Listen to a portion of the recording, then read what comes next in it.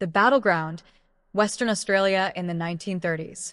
The Great Depression had gripped the world like a tightening noose. From New York to London, Berlin to Sydney, economies had collapsed, industries had crumbled, and hope had become a scarce resource.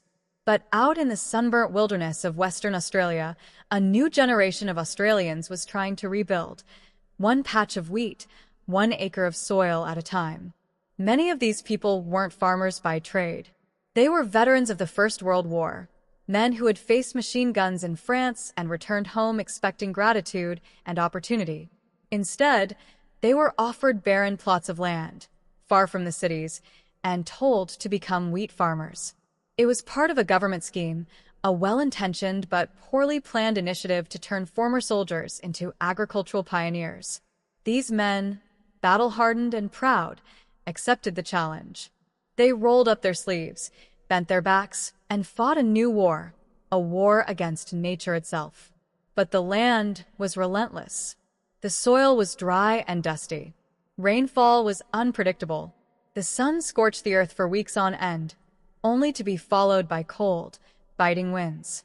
It was a land of extremes, the kind of place where survival wasn't guaranteed, only earned. And still they planted.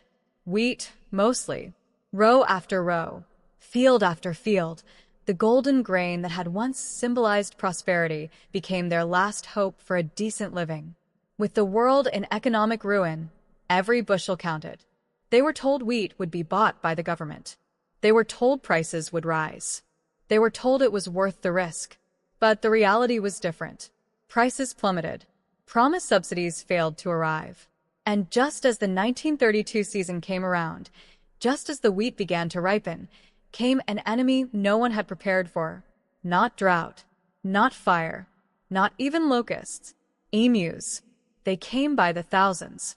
Towering birds, nearly 6 feet tall, with long, powerful legs and an uncanny ability to run up to 30 miles per hour. They moved in massive herds, like migrating shadows across the land. To the untrained eye, they might have looked harmless, even majestic. But to the farmers watching helplessly from their porches, they were invaders. The birds trampled fences, destroyed crops, and gorged themselves on the wheat the veterans had fought to grow. Fields were flattened overnight. Barriers were knocked down like matchsticks. Even the rabbits and kangaroos gave way when the emus came through. The government had failed them. The land had betrayed them.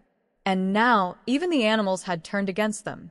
In the outback of Western Australia, as the sun beat down on fields filled with ruin, a strange idea began to take root, whispered first around campfires, then spoken aloud in town meetings, and eventually sent in official letters to the federal government.